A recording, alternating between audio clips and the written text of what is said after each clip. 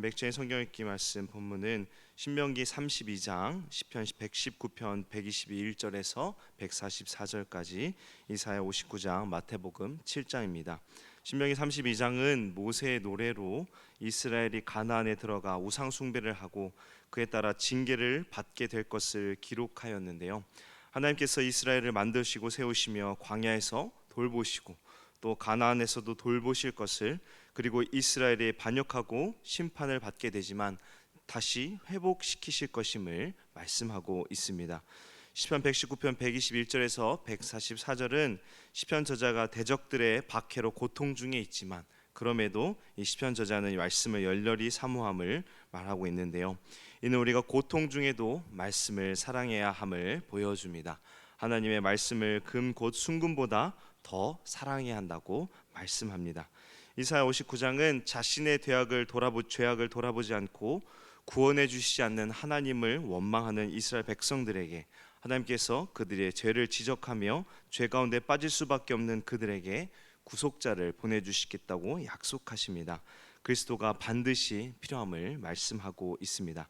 마태복음 7장은 예수님께서 천국에 합당한 믿음이 무엇인지를 말씀하는데요. 참된 믿음은 말씀을 따르고 순종의 열매를 맺기에 열매를 통해서 이 확인됨을 말씀하며 이 참된 믿음을 위해 열심히 구하고 힘써 찾으면 약속대로 주실 것을 말씀합니다. 성경의 길을 통해서 하나님께서 주시는 은혜를 누리는 오늘 하루 되기를 바랍니다. 이제 앞선 이사야 58장에서 하나님께서는 금식 문제와 이 자비의 실천 문제, 안식일 규례 준수 문제 등 이 종교적 외식에 대해서 책망을 하셨는데요. 종교적 외식, 즉 형식적인 종교 행위를 한다는 것은 이스라엘 백성들이 하나님과의 관계를 바라보고 행동하는 것이 아닌 사람을 보고 행동하는 것으로 하나님을 무시하는 죄를 범한 것입니다. 하나님을 경외하는 것이 가장 먼저여야 하는데 그들은 이것을 무시하였던 것입니다. 하나님과의 관계가 무너지자 그들은 이제 이웃과의 관계도 무너져 버리면서 종교적인 삶과 사회적인 삶 모두가 무너졌고 하나님께서는 이사야 선지자를 통해서 책망하셨습니다. 택한 백성으로서 거룩한 삶을 살지 못했던 것이죠. 이에 하나님께서는 이 종교적 외식이 아닌 하나님과의 바른 관계를 위해 예배와 삶을 살 때 축복을 주실 것이라고 58장에 말씀하셨는데요. 오늘 59장에서도 이스라엘 백성들의 죄를 지적하십니다. 문제는 이스라엘 백성들이 대적들로부터 하나님께 자신들을 구원해 줄 것을 기도했지만 하나님께서 그 기도를 듣지 않으시는 것에 대하여 원망하며 하나님께서 다른 나라 사람들이 믿는 이 우상보다 못한 신으로 여겼다는 것인데요. 이사야 58장 3절에서도 그들은 이렇게 말했습니다. 우리가 금식하되 어찌하여 주께서 보지 아니하오시며 우리가 마음을 괴롭게 하되 어찌하여 주께서 알아주시지 아니하시나이까. 왜 이스라엘 백성들의 기도가 응답되지 않았으며 하나님께서 그들을 구원하지 않으셨을까요? 1절과 2절에 이렇게 말씀합니다. 오늘 본문 말씀 1절 2절을 보시면 여호와의 손이 짧아 구원하지 못하심도 아니요 귀가 둔하여 듣지 못하심도 아니라 오직 너희 죄악이 너희와 너희 하나님 사이를 갈라놓았고 너희 죄가 그의 얼굴을 가리어서 너희에게서 듣지 않으시게 함이니라. 하나님은 결코 무능하시거나 무책임하시고 무관심한 분이 아니십니다. 오히려 하나님께서는 이 도울 수 없는 이유를 이스라엘 백성들에게 있다고 말씀하시죠. 이스라엘의 죄로 인하여 하나님께서는 그들의 기도를 들어주실 수 없다라고 말씀하시는 것입니다. 하나님은 거룩하신 분이십니다. 거룩하시다는 것은 죄가 없으신 분이시라는 것이죠. 그래서 하나님께서는 그의 택한 백성들에게 역시 거룩하라고 요구하셨던 것입니다. 왜냐하면 하나님께서는 죄를 그냥 두실 수 없기 때문입니다. 죄에 대하여는 하나님의 진노의 심판이 반드시 임할 수밖에 없습니다. 하나님의 백성으로 하나님과 관계를 맺고 그리고 하나님의 도우심을 받으려면 하나님께서 원하시는 모습으로 합당하게 살아야 하는데 이스라엘 백성들은 말씀에 불순종하고 자신의 정욕을 따라 살았던 것입니다. 이로 인하여 하나님께서는 그 얼굴을 가리시고 자기 백성들의 이 죄를 징계하실 수밖에 없었던 것이죠. 그러나 이스라엘 백성들은 자신의 죄를 깨닫지 못하고 자신들이 구원받지 못한 것이 하나님께서 무능력하고 무관심하기 때문이라고 원망하는 것입니다. 그들의 죄가 어떠한가 이제 3절부터 구체적으로 말씀하시는데요. 3절 4절을 보시면 이는 너희 손이 피해 너희 손가락이 죄악에 더러워졌으며 너희 입술은 거짓을 말하며 너희 혀는 악독을 내밀어 공의대로 소송하는 자도 없고 진실하게 판결하는 자도 없으며 허망한 것을 의뢰하며 거짓을 말하며 악행을 잉태하여 죄악을 낳으며. 손이 피해 손가락이 죄악에 더러워졌다고 말씀합니다. 이는 약한 자에게 폭행을 가하며 무고한 이들의 이 목숨을 빼앗으며 불의한 피를 흘렸다는 것입니다. 또한 악한 마음을 품고 거짓 증언을 하며 또 이 무고한 사람을 고소하여서 억울한 일을 당하게 하였으면서도 그들은 이 성전에 와서 아무 일도 없었던 것처럼 손을 벌려서 하나님께 복을 달라고 기도했던 것입니다. 그러나 사회는 어떻습니까?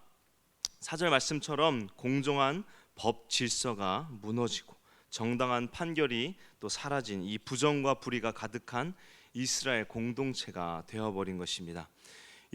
이러한 이스라엘 백성들의 죄악을 5절에 독사의 알과 거미줄로 비유하는데요. 독사는 치명적인 독을 머금고 있어서 그것에 물릴 경우 심각한 해를 입게 되며 심지어 죽음에 이를 수 있게 됩니다. 이 거미가 뽑아내는 거미줄 역시 약한 곤충들에게는 치명적이죠. 거미줄에 걸려드는 이 곤충들은 그것이 무엇인지 모르고 걸려들지만 이 거미줄에 한번 걸려들면 생명을 부지할 수 없게 됩니다. 이처럼 하나님께서는 당시 이스라엘 백성들이 저지르는 죄악이 다른 사람들에게 치명적인 해를 끼치며 다른 사람들을 속이는 것임을 비유로 말씀하신 것입니다. 그들은 손과 손가락, 입과 혀로 죄악을 행하였고 7절에 보면 심지어 발은 행악하게 빠르고 피를 흘리기에 신속하며 그들의 머릿속에는 온갖 죄악들 뿐이라고 말씀합니다. 즉 이 모든 지체가 범죄에 사용될 정도로 이스라엘은 성한 곳이 없이 온통 죄악으로 가득하다고 말씀하며 이들의 죄 때문에 하나님께서 그들의 기도를 들으실 수 없고 얼굴을 가리신 것이라고 그들의 죄악상을 지적하십니다. 이스라엘 백성들은 뻔뻔하게 자신들의 모습을 돌아보지 않고 하나님께서 구원하지 않으셨다고 원망하였습니다. 죄 가운데 있었으면서도 그들은 아무렇지도 않게 하나님께 나아가 제사드리고 금식하고 안식일을 지켰던 것입니다. 이는 이 예수님 시대의 이 바리새인들, 서기관들과 다를 바 없는 모습이죠. 그러한 자들에게 예수님은 외식하는 자들이라고 비판하시며 그들에게는 결코 하늘의 상이 없다고 말씀하셨습니다. 우리도 주일 성수하는 것으로 마치 하나님 앞에 우리의 의무를 다하며 하나님께서 기뻐하시는 삶을 살았다고 자칫 착각할 수 있습니다. 가정에서 또 직장에서 삶의 터전에서 믿지 않는 이들과 다를 바 없는 삶을 살면서 교회 잘 나온다고 헌금을 잘한다고 직분자라고 스스로 속이지 않는지 우리는 점검해야 합니다. 나는 과연 참된 믿음에 합당한 열매를 맺고 사는지 우리의 삶을 말씀에 비추어 점검해 보아야 할 것입니다. 우리의 삶이 거룩과 멀고 말씀 순종과 거리가 멀다면 죄악된 이 이스라엘 백성들과 결코 다르지 않을 것입니다. 그렇게 우리는 이 죄가 얼마나 심각한 것인지 그리고 우리 안에 있는 죄악된 모습을 인식하며 회개하고 말씀에 순종하는 합당한 삶을 살도록 힘써 노력해야 할 것입니다.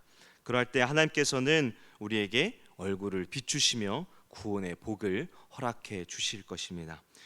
이제 하나님께서 이스라엘의 죄악을 지적하고 경고하자 이스라엘 백성들은 자신들의 잘못을 고백하는데요.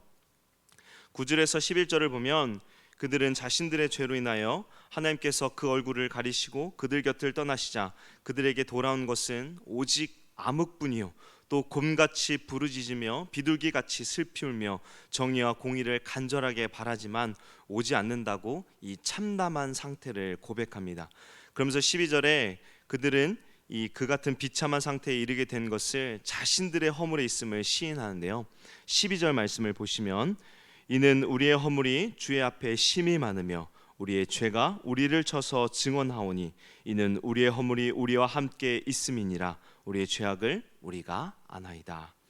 즉 그들이 구원을 받지 못했던 진정한 이유는 하나님의 능력이 부족해서가 아니라 그들 자신의 이 심각한 죄악 때문임을 고백하는 것입니다.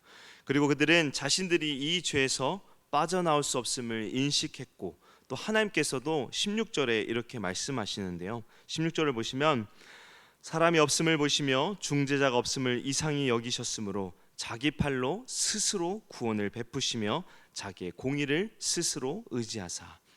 하나님께서 그의 백성이 전적으로 타락하였고 그들을 구원할 다른 존재가 없음을 보시고 하나님께서 그들의 구원을 위해 직접 나서신다고 말씀하십니다.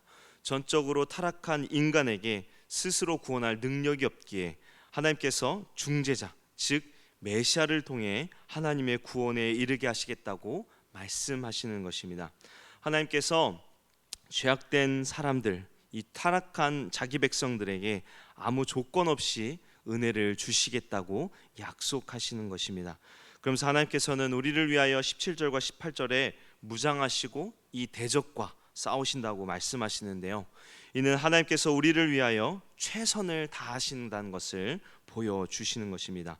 그리고 원수를 징벌, 즉 심판하시기까지 우리를 위하여 싸우시겠다고 말씀합니다. 얼마나 감사한 일입니까? 구원받을 수 없는 우리들을 불쌍히 여기시고 그 백성들이 구원을 얻도록 하나님께서 직접 나서서 구원을 이루어 주시겠다고 약속해 주시는 것입니다. 그래서 21절에 이렇게 말씀하는데요. 우리 21절 말씀 함께 읽겠습니다. 21절입니다. 여호와께서 이르시되 내가 그들과 세운 나의 언약이 이러하니 곧 내 위에 있는 나의 영과 내 입에 둔 나의 말이 이제부터 영원하도록 내 입에서와 내 후손의 입에서와 내 후손의 후손의 입에서 떠나지 아니하리라 하시니라. 여호와의 말씀이니라. 아멘. 이 언약, 약속은 예수 그리스도를 통해서 완전히 이루어졌습니다. 그리스도께서 십자가에서 고난당하시고 죽으시고 부활하심으로 완전한 대속을 이루시고 이를 믿는 자들에게 영생을 선물로 주셨습니다. 죄 가운데 있는 우리들을 하나님께서 살리시고 또 복을 주시고자 우리에게 그의 아들 그리스도를 보내주셨고, 죄 없으신 그리스도께서 하나님의 말씀에 순종하시며 의를 이루심으로 이를 믿는 우리에게도 그리스도의 이 의를 덧입혀 주셔서 하나님의 나라에 들어가 영생의 복을 누리도록 은혜를 베풀어 주신 것입니다. 우리에게 베풀어 주신 이 은혜가 얼마나 큰지요. 우리가 이 은혜를 기억하며 죄에서 멀어진 거룩한 삶을 살아가는 우리 모두 되기를 원합니다. 교회에서뿐 아니라 우리의 삶의 모든 자리에서 거룩한 삶을 살며 그리스도의 향기를 세상에 드러내는 증인된 삶을 살기를 원합니다. 그럴 때 하나님께서는 우리의 모든 삶을 책임져 주시고 우리의 간구 가운데 놀라운 은혜를 베풀어 주실 줄 믿습니다. 함께 기도하겠습니다. 사랑의 주님, 오늘 새벽도 우리를 주님 앞으로 부르시고 말씀을 듣고 깨닫게 하심을 감사드립니다. 오늘 이사야 59장의 말씀을 통해 우리의 죄를 돌아보고 회개케 하시며 죄 가운데 있음에도 우리에게 구원을 베푸신 하나님의 놀라운 은혜와 사랑을 우리가 기억하사 부르심에 합당한 삶을 살도록 우리에게 은혜를 베풀어 주옵소서. 말씀에 복종하게 하시고 삶의 모든 자리마다 그리스도의 향기가 가득하여 세상에 복음을 증거하는 참된 그리스도인이 되게 하여 주옵소서. 감사드리며 우리를 죄에서 구원하신 예수 그리스도의 이름으로 기도합니다. 아멘.